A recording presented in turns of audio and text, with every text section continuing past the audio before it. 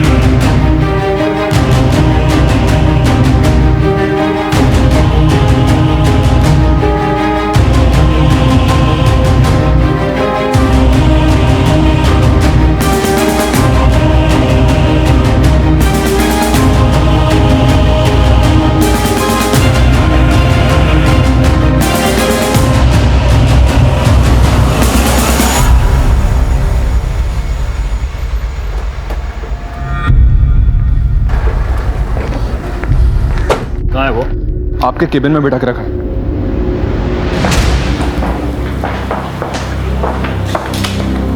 हाँ, क्या नाम है तुम्हारा? गर्व शर्मा। ये कट्टा कहाँ से लाए? मेरा ही है। तुम्हारा है? क्या किया तुमने? मैंने अपनी मम्मी का मर्डर किया है। मर्डर? अपनी मम्मी का? क्यों?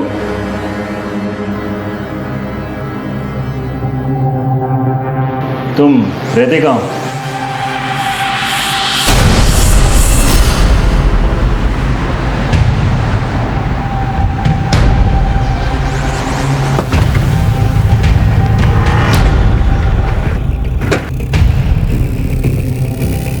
हटिए हटिए।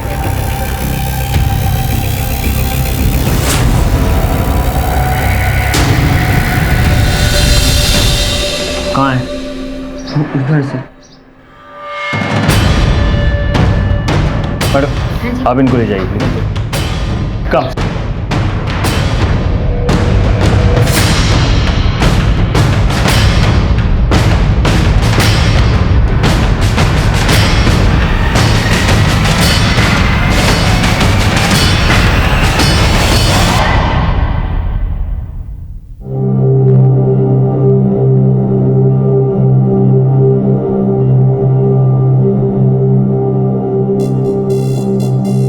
हमारी गोली पॉइंट ब्लैंक रेंज से मारी गई है और काफी स्ट्रगल भी हुआ है। सर, बॉडी तो देखकर लग रहा है कि मर्डर तकरीबन 1 घंटे पहले ही हुआ है। सना, यस सर। फॉरेंसिक टीम को बुलाओ, फिंगरप्रिंट्स और सारे माइन्यूट डिटेल जमा करो। और कौन कौन रहता है इस घर में? सर यहाँ 3 लोग रहते हैं, कोमल, उसके ससुर जी सोमनाथ जी और पोता गर्व।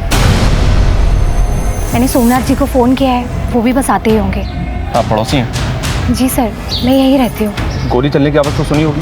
जी सर, मैं यहीं छत पर अचार डाल रही थी, तभी आवाज़ सुनाई दी।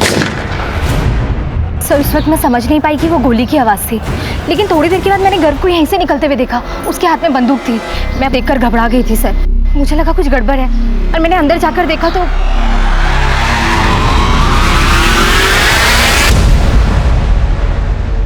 वक्त क्या रहा होगा? सर करीब 2-2:15 बजा होगा। अरे एक मिनट, कहाँ जा रहे हैं? ऊपर नहीं जा सकते आप। घर है मेरा। सर ये सोमनाथ जी हैं, इस मकान के मालिक। ठीक है, चाहिए।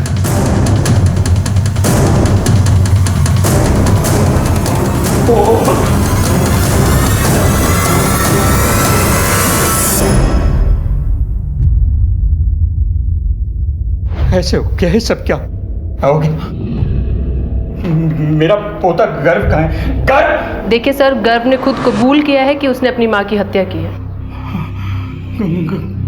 कैसे? देखिए, मुझे इसी वक्त गर्ल से बात करनी है। कहाँ है वो? आप इस पर बात नहीं कर सकते, प्लीज। ऑफिसर देखिए, मेरा पोता है, मैं उसका दादा हूँ। Sir please. ऑफिसर मेरी बात सर, मैं सुनो। आपको- देखो यार, मेरी बहू मरी पड़ी है और मेरे पोते से तुम लोग बात भी नहीं करने दोगे।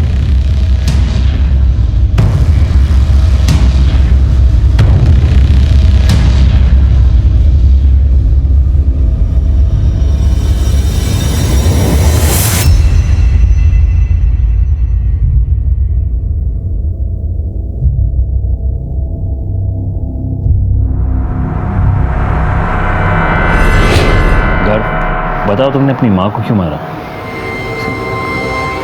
क्योंकि मैं अपनी मम्मी से नफरत करता था। क्यों, क्या रीज़न है?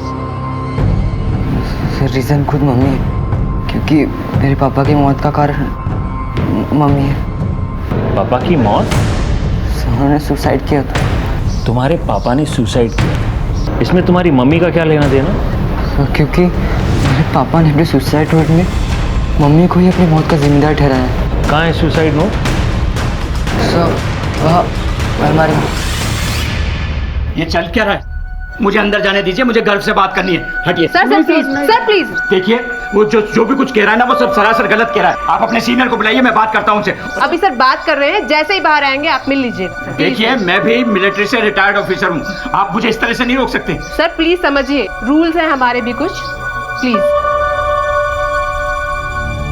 कहाँ? इस अलमारी में।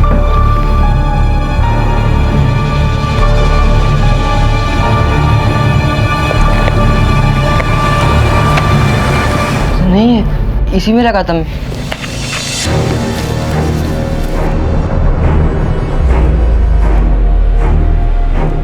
कहाँ गया? यहाँ है? सर, यही था वो। कब की तुम्हारे पापा ने आत्महत्या? 3 महीने पहले। 3 महीने पहले तुम्हारे पापा ने आत्महत्या की, तो आज ही के दिन तुमने बदला क्यों लिया? क्योंकि 3 दिन पहले पढ़ा था मैंने सुसाइड नोट। लेकिन वो सुसाइड नोट है कहाँ? पता नहीं, मैंने यहीं पे रखा था।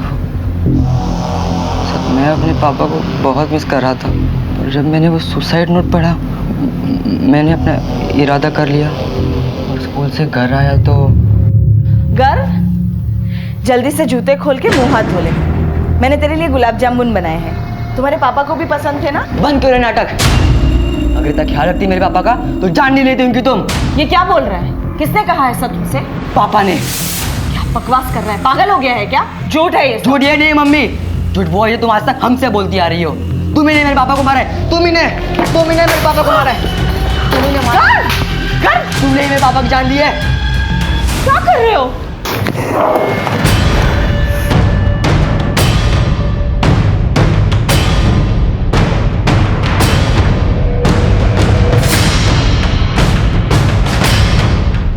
वो कट्टा तुम्हारे पास कहाँ से आया? कट्टा सर, घर पर ही था वो। घर में कहाँ से आया? कौन लाया? पता नहीं, कई दिन से ड्रॉअर में ही पड़ा था। क्या कर रहे हैं आप? कहाँ ले जा रहे हैं? मैं इसे आपको ले जाने नहीं दूंगा। अरे ऑफिसर, मैं छोटा बच्चा है, आप समझ। Hope you understand. आपको जो कुछ भी कहना है पुलिस स्टेशन आके। अरे ऑफिसर, आप ऐसे कैसे कर सकते हैं? मेरी बात तो सुनिए आप।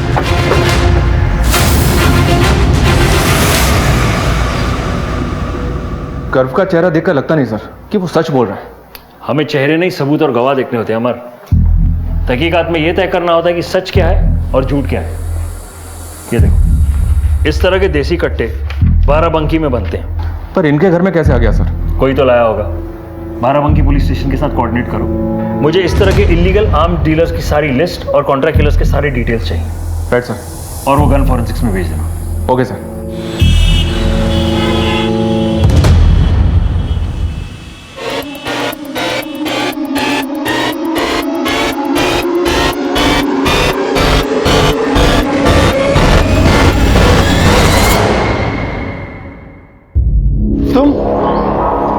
अभी तक डिलीट नहीं किया ना आपने ये वीडियो?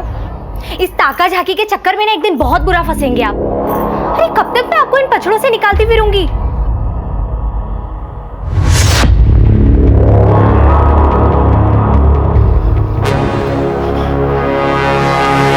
मेरा पोता गर्व कहाँ है? अंदर है। आप ऐसे नहीं अंदर जा सकते। अरे छोड़ो। क्योंकि ऐसे अंदर नहीं जा सकते। अरे अरे एक मिनट। आपकी पुलिस टीम ठीक से काम नहीं कर रही है। उस बच्चे ने आकर आपसे कुछ भी कहा और आपने मान लिया। क्या लगता है कि वो बच्चा हत्या कर सकता है, वो भी अपनी माँ की? ये कोई मामूली बात नहीं है। सोमनाथ जी, ये हम नहीं कह रहे हैं, कर्व ने खुद इकबाल जुर्म किया है, और इतना ही नहीं, उसने वो हथियार भी हमें सौंप दिया है और हत्या का कारण भी बताया। ये मामूली बात है क्या? देखिए सोमनाथ जी, मामला बिल्कुल साफ है, और जहां तक बात इल्जाम की है, हम साबित कर देंगे सच क्या है और झूठ क्या है। मैं आपसे कह रहा हूं कि ये सब झूठ है। आप ये कैसे कह सकते हैं? क्योंकि मैं जानता हूं कि सच क्या है। क्या है सच? सच ये है कि कोमल की हत्या गर्व ने नहीं, मैंने की है।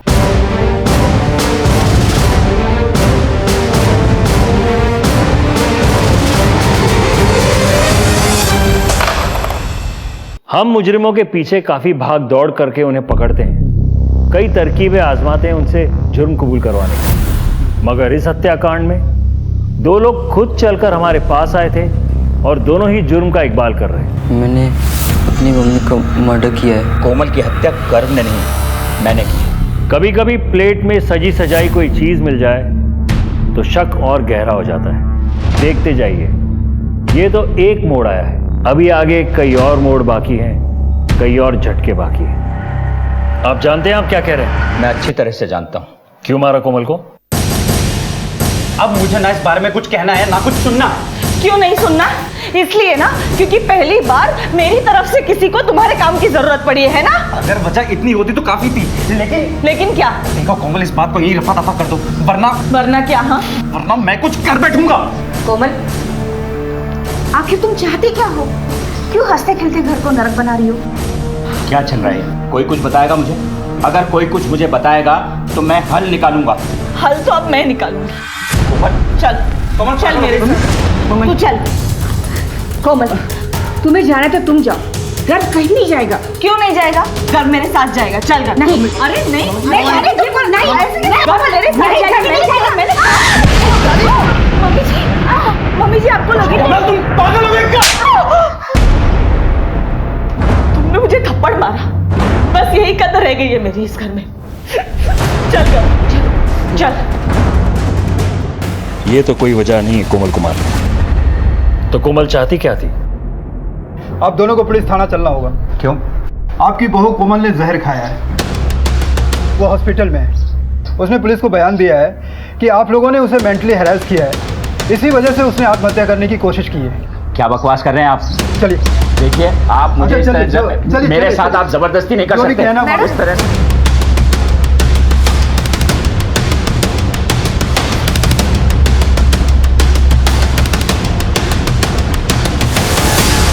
इतना सब कुछ होने के बाद भी मैंने दोनों को मिलाने में कोई कसर नहीं छोड़ी।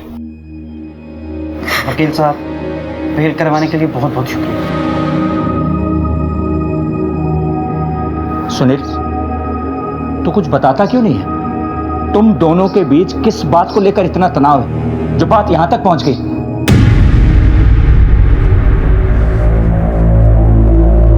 सुनील,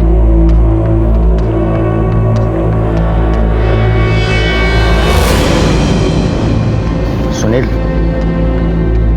तुझसे एक बहुत जरूरी बात करनी है। देख बेटा, पति पत्नी के बीच तो ये सब चलता ही रहता है।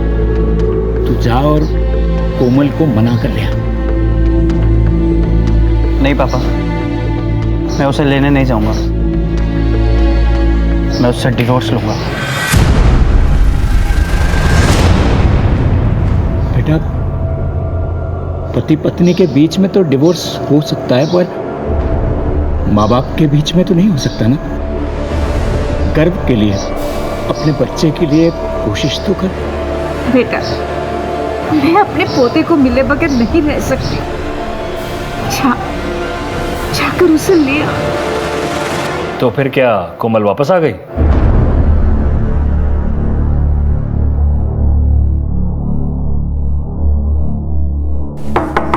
सुनील,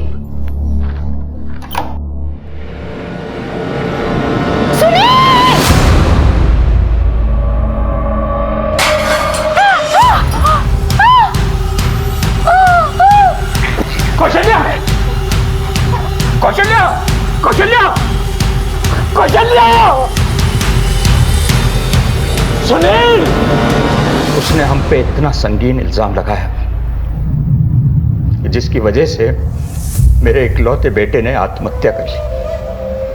उस सदमे में मेरी पत्नी चल बसी। हमारा हंसता खेलता परिवार बर्बाद हो गया। मगर उसी दिन मैंने ठान लिया था। मैं आपके साथ घर लौटने को तैयार हूँ, लेकिन मेरी कुछ शर्तें हैं। मुझे तुम्हारी सब शर्तें मंजूर हैं। बेटा, जो भी कुछ मेरा है वो तुम्हारा और गर्व का ही तो है। गर्व के लिए सही तुम मेरे साथ घर लौट चलो। अब मुझे यह बता दीजिए कि कैसे किया आपने ये सब।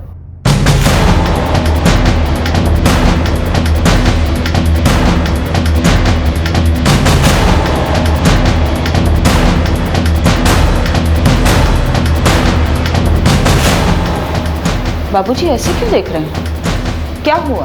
जो अब तक नहीं हुआ वो अब होगा। मतलब साफ है, तुम्हें अपने पापों का हिसाब देना होगा। बाबूजी, बाबूजी, नहीं, नहीं। आपकी बहू और बेटे में किस बात को लेकर लड़ाई होती थी? ठीक से तो नहीं पता सर, लेकिन कोई बैंक लोन की बात थी जिसको लेकर दोनों के बीच में तनाव था। कोमल को मारने के लिए कट्टा कहां से लिया आपने? जी, सेल्फ डिफेंस के लिए लिया था। सेल्फ डिफेंस के लिए देसी कट्टा किससे लिया? बहुत दिन हो गए, याद नहीं है। आप एक फौजी और ये भी नहीं जानते कि गैर कानूनी हथियार रखना एक जुर्म है?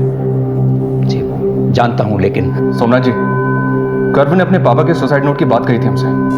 क्या आपको पता है वो सुसाइड नोट कहाँ है? Suicide note?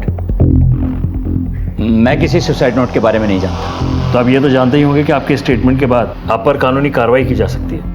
जानता हूं इंस्पेक्टर साहब, गलती तो मुझसे हुई है। कोमल को मारने के बाद अगर मैं वहां से नहीं चला जाता तो मेरा बच्चा मुसीबत में नहीं पड़ता। आप गर्व को जाने दीजिए, वो निर्दोष है। मैं कह रहा हूं ना आपसे, उसने कुछ नहीं किया, मैंने हत्या की। कहानी अच्छी है, अपने पोते को बचाने के लिए कह रहे हैं ना ये सब? नहीं साहब, ये कहानी नहीं है। मैंने आपको वो बताया है जो हुआ।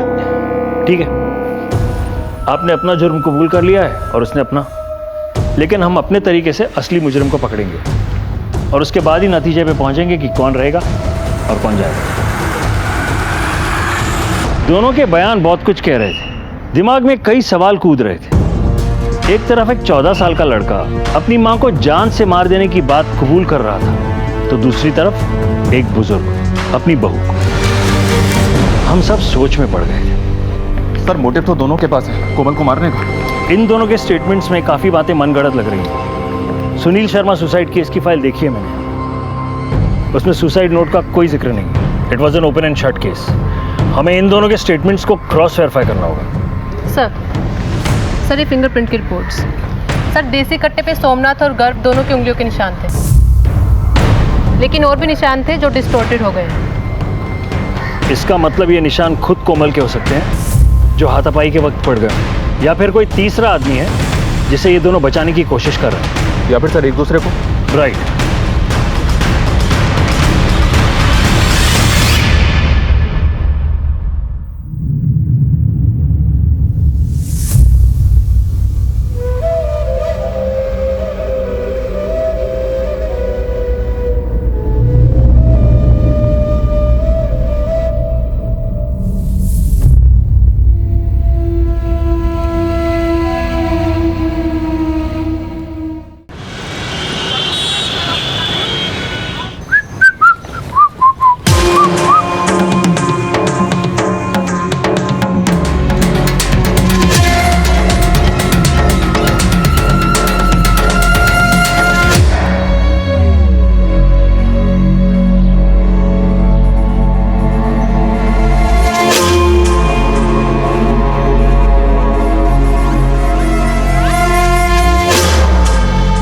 सर, पिछले 15 मिनट से दोनों ने एक बार भी बात नहीं की। अमर, करेंगे। घड़ा भर के छलकने में कुछ समय तो लगता है। बाराबंकी से कोई खबर? सुबह ही बात हुई थी सर, शाम तक डिटेल्स आ जाएंगी। देखो, गन तो आई है और हत्या भी हुई है। अब जाहिर सी बात है कि गन इनके पास उड़कर तो नहीं आई, कोई लाया होगा। अब जब तक इस देसी कट्टे की गुत्थी नहीं सुलझ जाती, हम इन्हें क्लीन चिट नहीं दे सकते।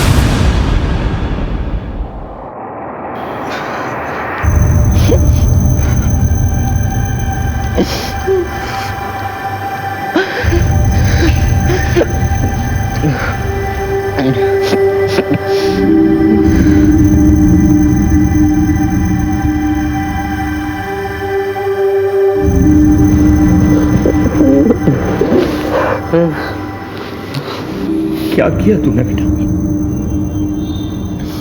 क्यों किया? बोल। अच्छा जाने दे, जो हुआ हो गया।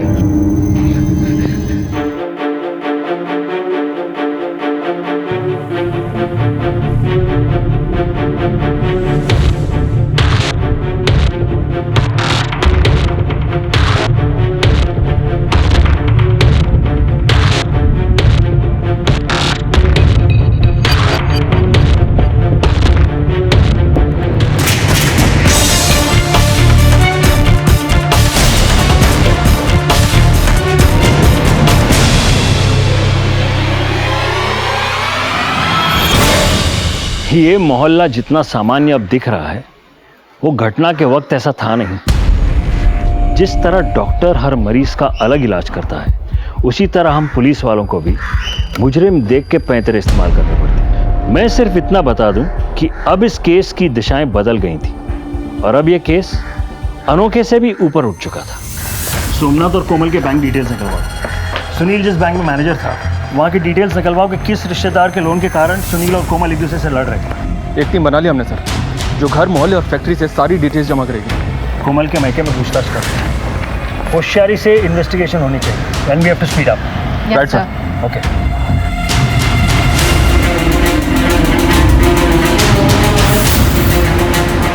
एक भरा खुशहाल परिवार था साहब, न जाने किसकी नज़र लग गई। गर्व बाबा से तो बहुत प्यार करती थी कोमल मेम साहब।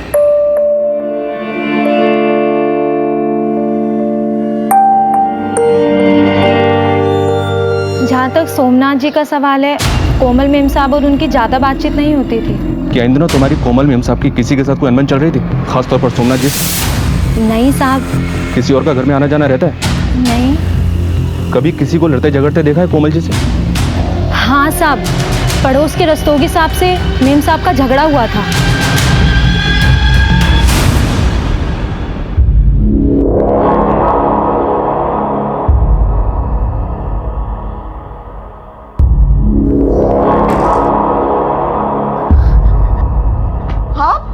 आप यहाँ क्या कर रहे हैं? अरे कोमल जी, ये अखबार बाहर पड़ा था, वही देने आया था। अखबार देने क्यों आ गए? अखबार बाहर पड़ा है तो पड़ा रहने दीजिए, और देने भी आए तो ऐसे सीधे अंदर चले आएंगे आप? आवाज नहीं दे सकते? आप तो बेकार में नाराज हो रही हैं। मैं तो बस यूं ही अपना घर समझ के आ गया था। अपना घर समझ के आ गए थे? जैसे आए वैसे के वैसे दफा हो जाइए यहाँ से।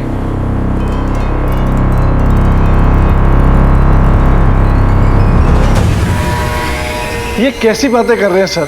मैं तो बस पड़ोसी होने का फर्ज निभा रहा था। कोमल जी के कमरे से स्ट्रगल के मार्क्स मिले हमें, और ये भी पता चला कि तुम्हारी दूसरों के घरों में ताका झाकी करने की बहुत आदत है। अकेली औरत देखी तो नियत में खोट आ गया होगा, है ना? नहीं नहीं सर, ऐसी कोई बात नहीं है। मैं कोई ताका झाकी नहीं करता। मैं तो बस मोहल्ले में नजर रखता हूँ। नजर रखता हूँ? क्यों? नजर रखते रखते कभी किसी को आते जाते देखा उस घर में? नहीं सर। देख रस होगी, आज के बाद हमारी नजर तुझ पे रहेगी, समझे? आप कहना क्या चाहते हैं? ये सब हमने किया है? देखिए मैडम, आप हमें कायदा कानून ना समझाएं तो ही अच्छा होगा। तहकीकात चल रही है हमारी, और हाँ, जब तक हमारी तहकीकात पूरी नहीं होती, आप दोनों पति पत्नी ये शहर छोड़कर कहीं नहीं जा सकते। समझ में आया? जी।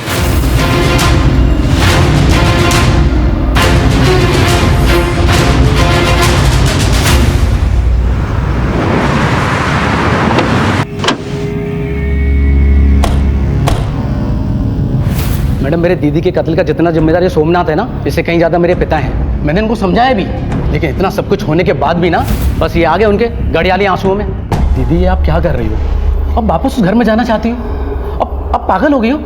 तू चुप रह। कोमल ठीक कर रही है। अरे सोमनाथ जी खुद चल कर आए हैं और फिर गर्व हमसे ज्यादा उनके पास खुश रहेगा। और मैडम वो तो पहले से चाहते थे हमसे कैसे भी बदला ले अपनी पत्नी और बेटे का।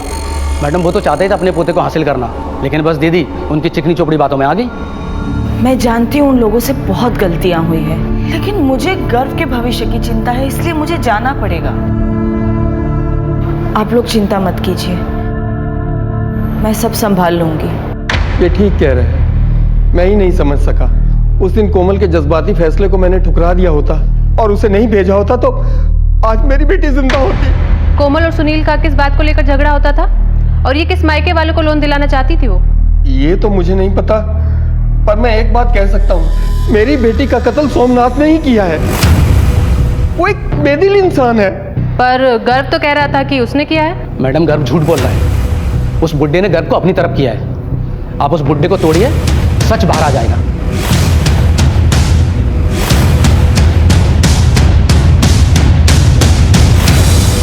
गर्व चलो, तुम्हें दूसरी जगह शिफ्ट करना है। दादाजी ने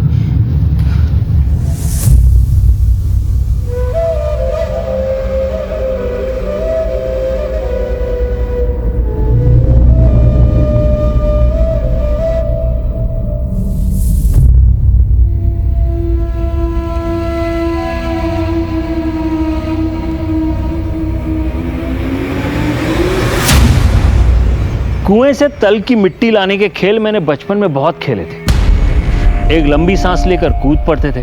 अब मुझे बिल्कुल वैसा ही लग रहा था। लंबी सांस भी भर ली थी और कूद भी पड़े थे, लेकिन तल की मिट्टी अब तक हाथ नहीं आई थी और खाली हाथ ऊपर भी नहीं जा सकते थे। खैर, इस केस की बात करें तो कोमल और सोमनाथ के परिवार के बीच इतने सारे हादसे होना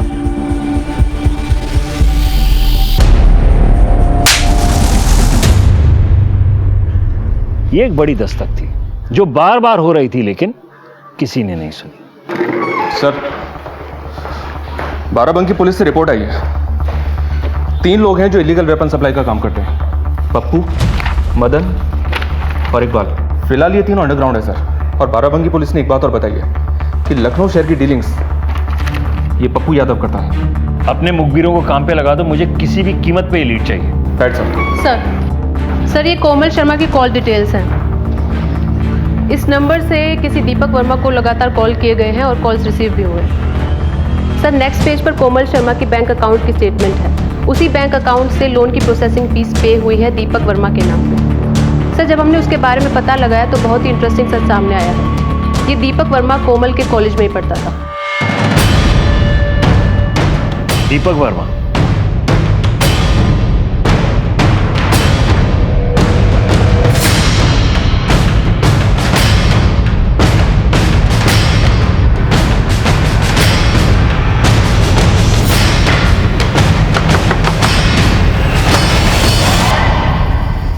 जी?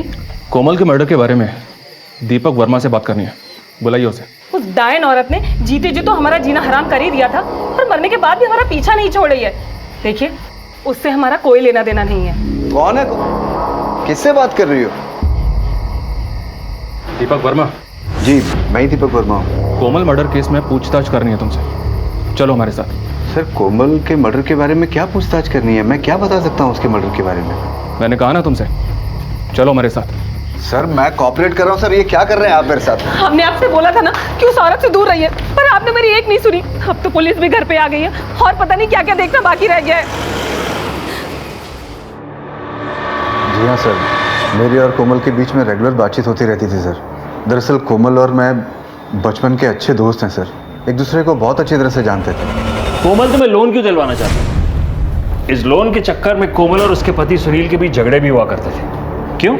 सर अब उन दोनों के बीच में झगड़े क्यों होते थे ये तो मैं नहीं जानता हूँ सर, लेकिन हाँ सर, कोमल जेन्युइनली मुझे लोन दिलवाने में मदद करना चाहती थी सर। सर मैं बाल बच्चेदार आदमी हूँ सर, कोई मेरा काम तो बना नहीं, लेकिन ये परेशानी खामखा गले पड़ गई है। मर्डर वाले दिन कहाँ थे तुम? कानपुर में था सर, अपने बिजनेस सेटअप के सिलसिले में। कहाँ रुके थे? सूर्या होटल में। ठीक है, जरूरत पड़ी तो फिर बुलाएंगे। Thank you sir.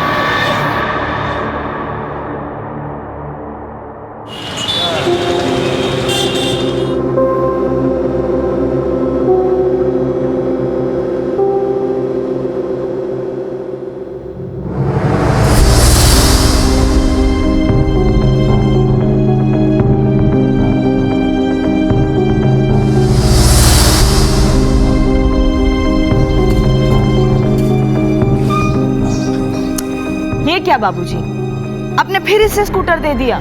कोमल, ये मेरा पोता है, एक फौजी का पोता। मैं इसे हर तरह से तैयार करूंगा। स्कूटर क्या, मैं इसे कार चलाना भी सिखाऊंगा, है ना गर्व? यस।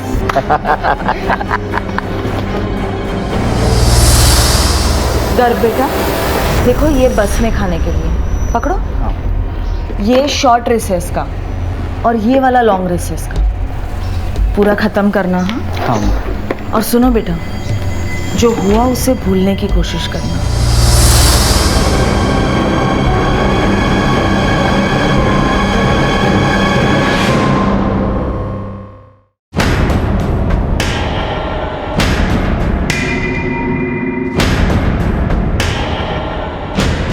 जी सर, ये फैक्ट्री सोमनाथ शर्मा जी का है। फैक्ट्री लीज पे देने के बाद वो टाइम पास के लिए यहाँ आया जा करते थे। ये कोमल मैडम का इस फैक्ट्री में आना जाना होता था? नहीं, लेकिन पिछले हफ्ते एक बार आई थी और उनका राघव साहब के साथ झगड़ा भी हुआ था। तुम अपनी बकवास बंद करो। सोमनाथ जी कल तक मालिक थे, अब मैं हूँ, और ये फैक्ट्री लीज पे देने का फैसला भी आज से मेरा है। तुम्हारा कॉन्ट्रैक्ट समझो आज से खत्म। तुम्हारा जो भी सामान वामान पड़ा हो वो उसे उठाओ और निकलो यहाँ से, चलो बाहर। अरे आप क्या, खुद सोमनाथ जी भी लीज पूरा होने से पहले हमें नहीं निकाल सकते? ठीक है, अब देखो मैं तुम्हारा क्या हाल करती हूँ। और मैं जो आपका हाल करूंगा वो सोमनाथ की बहू हो, इसलिए चुप हैं, वरना अपनी औकात पे आ गए ना तो अच्छा नहीं होगा। ये 15 तारीख को तुम्हारे राघव साहब फैक्ट्री से कितने बजे निकले थे? यही करीब 1:30 बजे के आसपास। अभी कहाँ है तुम्हारे साथ? राघव साहब महीने में 2-4 बार बाराबंकी जाते हैं। अभी वो बाराबंकी गए हुए हैं, आज आने वाले थे, आते ही होंगे। क्या राघव, आजकल बाराबंकी जाना बहुत हो रहा है तेरा? आजकल ही नहीं सर, हमेशा आना जाना लगा रहता है। बाराबंकी में बना हुआ कट्टा इस्तेमाल हुआ है कोमल की हत्या में। मेरा बाराबंकी आना जाना लगा रहता है, इत्तेफाक से कट्टा भी वहीं का मिला है। मतलब कातिल मैं हो गया? तुमने ही तो धमकाया था उसे। हाँ, धमकाया था, बात ही कुछ ऐसी कर रही थी वो। कोमल ने ये फैक्ट्री किसी को लीज पे देने की बात क्या कही? तुमने तो मरवा ही दिया उसको। गलत इल्जाम लगा रहे हैं सर आप हम पर। बहुत वफादारी के साथ अपना काम करता आया हूँ। वो औरत पहले अपना घर जला ली और चली थी फैक्ट्री हथियाने। अभी हमारा कॉन्ट्रैक्ट खत्म भी नहीं हुआ था। राघव, कोमल ये फैक्ट्री किसको लीज पे देना चाहती थी? किसको लीज पे देना चाहती थी, किससे बात कर रही थी, मैं कैसे बता सकता हूँ सर आपको? ठीक है, आज के बाद जब भी बाराबंकी जाओगे ना तो मुझसे पूछ के जाना, समझे? कभी कभी हम मेहनत तो बहुत करते हैं मगर परिणाम नहीं मिलता। मगर इस केस में हमारी मेहनत ने जो रंग लाया था उसे देखकर आप भी हैरत में पड़ जाएंगे। शुरू से ही मेरी 99% गट फीलिंग ये कह रही थी कि ये दोनों निर्दोष हैं। मैंने ये तेरा इल्जाम अपने सर ले लिया है। हाँ, कोई इंस्पेक्टर, कोई पुलिस वाला तुझे पूछे ना तो बोलना दादाजी को बचाने के लिए तूने ये सब किया है। दादाजी, आपने मम्मी को नहीं मारा? ये क्यों पूछ रहा है तू? क्योंकि मैंने तो मम्मी को नहीं मारा, मैंने आपको घर से निकलते हुए देखा। दादाजी,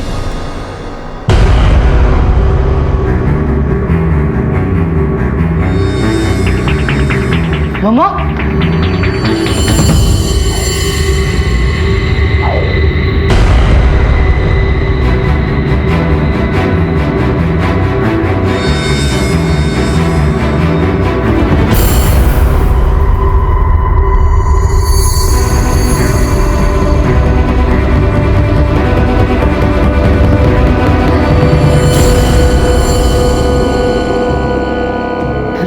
घर में मैंने मम्मी की लाश देखी, इसलिए मुझे लगा आपने मम्मी को मारा। इसलिए मैं घर लेके पुलिस स्टेशन पहुंच गई। लेकिन दादाजी, मम्मी को आपने नहीं, मैंने भी नहीं, तो किसने मारा? दोनों ने भले ही एक दूसरे को बचाने के लिए झूठ बोला था, लेकिन उस झूठ में थोड़ी मिलावट थी और हमें दूध का दूध, पानी का पानी करना था, पूरे सच को सामने लाना। हमारी टीम को पता चला है कि पप्पू यादव नाम का एक बंदा है जो इल्लीगली कट्टे सप्लाई करता है। हमें शक है कि वो कट्टा लखनऊ में उसी ने सप्लाई किया है। अभी अभी हमें खबर मिली है कि वो आपके शहर लखनऊ में गोमती नगर में छुप के बैठा है। Thank you.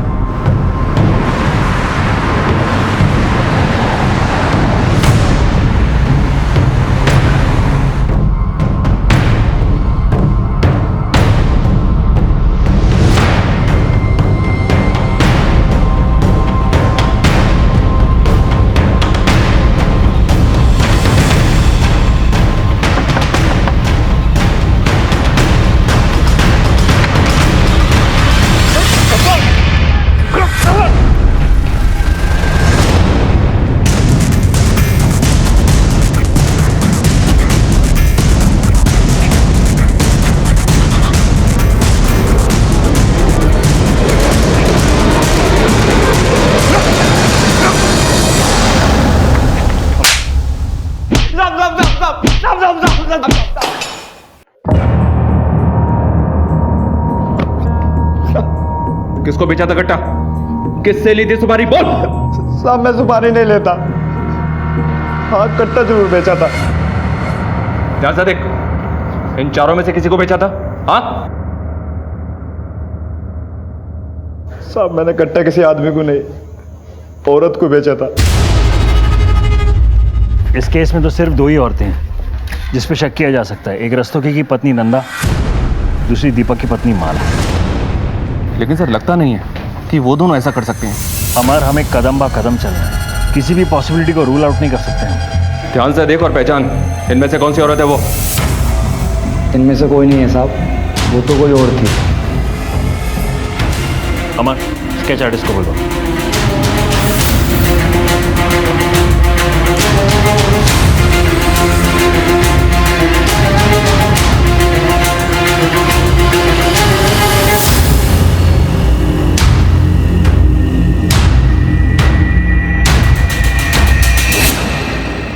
ये तो कोमल है सर। कोमल ने खुद को मारने के लिए कट्टा खरीदा था। ये बात समझ में नहीं आ रही है। खुद को मारने का इसका मकसद क्या रहा होगा? जब अंधेरा गहरा हो जाए, समझो सुबह होने वाली है। हमारे रेडार में जितने भी लोग हैं सबके मोबाइल लोकेशंस निकलवाओ। 15 तारीख यानी मर्डर के दिन क्या कोई नंबर कोमल के घर के आसपास 1 से 2 बजे के बीच एक्टिव था? I want that report on urgent basis. जी सर।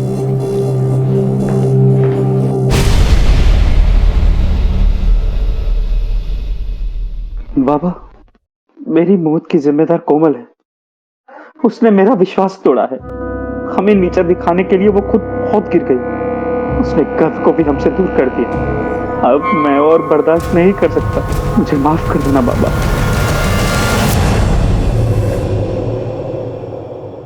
सर, हमारा शक बिल्कुल सही निकला। ये देखिए, उस दिन इन लोगों के मोबाइल्स कोमल के घर के आसपास एक्टिव थे, लेकिन ये नंबर देखिए, ये बहुत खास है।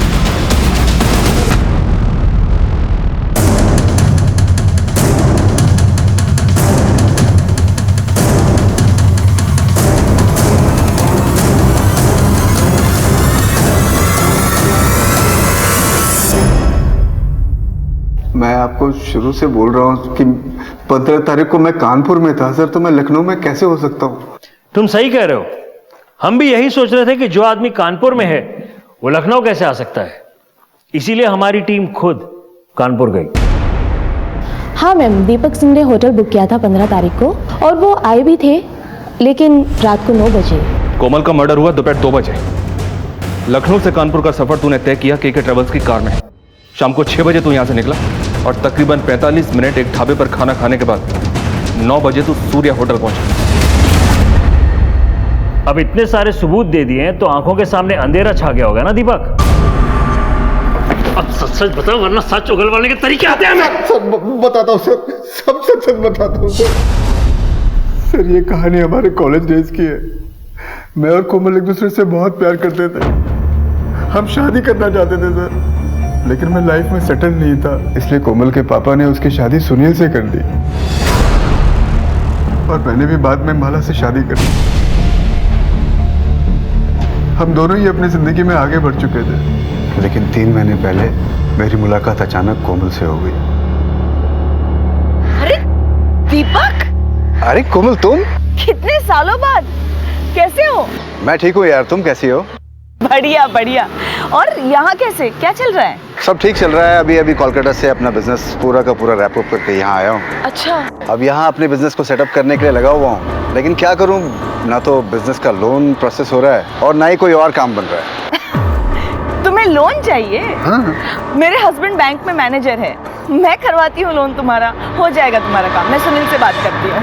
अभी भी तुम्हारे दिल में पुराने आशिक के लिए जगह बाकी है? अच्छा, इसलिए उसकी लोन रिजेक्ट करवा दी तुमने? क्या बात कर रही हो तुम? देखो मैं बैंक मैनेजर हूँ, बैंक का मालिक नहीं। अगर लोन एप्लीकेशन रिजेक्ट हो गया तो हो गया, बस। मुझे इस मामले में ना तुमसे कुछ कहना है ना कुछ सुनना है। अच्छा, तो तू था उनके झगड़े का कारण? फिर?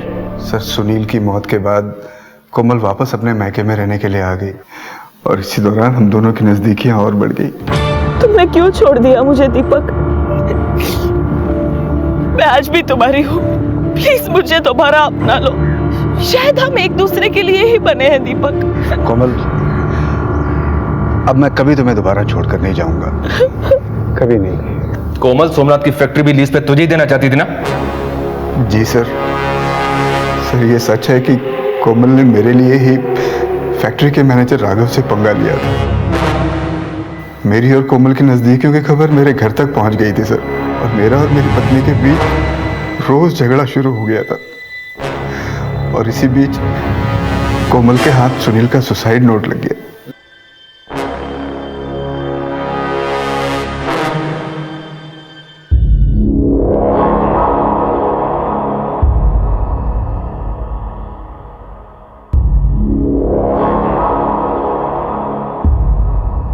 ये है उस बुढ़े का असली चेहरा। अपने बेटे और पत्नी की मौत का बदला लेना चाहता है मुझसे ये आदमी। जैसे मैंने उनको फंसाया था ना, उसी तरह अबेटमेंट टू सुसाइड के केस में फंसाना चाहता है ये मुझे। इसीलिए संभाल कर रखा है ये सुसाइड नोट अब तक। और 15 तारीख को कोमल ने मुझे अपने घर पर बुलाया। ये लो, काम तमाम कर दो उस बुढ़े का। देखो, उसके बाद ना किसी लोन की जरूरत नहीं पड़ेगी अपने को। सिर्फ तुम, मैं और ये सारी जायदाद हमारी। फिर तुम्हारी बीवी को भी थोड़े पैसे देकर उसको तलाक दे देना। लेकिन कोमल, मैं किसी की हत्या नहीं कर सकता यार, ये मेरे से नहीं होगा। पागल मत बनो दीपक। मैं चाहूँ ना तो उस बुड्ढे के खाने में जहर डालकर उसे कभी भी मार सकती हूँ, लेकिन मैं ऐसा करूंगी तो फंस सकती हूँ। किसी और से करवाऊंगी तो भी फंसने के चांसेस हैं। इसीलिए मैं तुमसे कह रही हूँ, देखो मैंने गन का भी इंतजाम कर दिया है। प्लीज मार दो उसे। अरे किसी को मारना कोई मजाक है क्या कोमल? तुम नहीं कर सकते तो मुझे करना पड़ेगा। मैं तुम्हारे बगैर अभी और नहीं रह सकती दीपक। कोमल, पागल हो गई हो क्या तुम? कोमल, तुम बात को समझती क्यों नहीं है? गलत है। कुछ गलत नहीं है, मुझे मार डाल दीपक। अरे क्यों नहीं समझ? मुझे जाने दो। छोड़ो गन छोड़ो।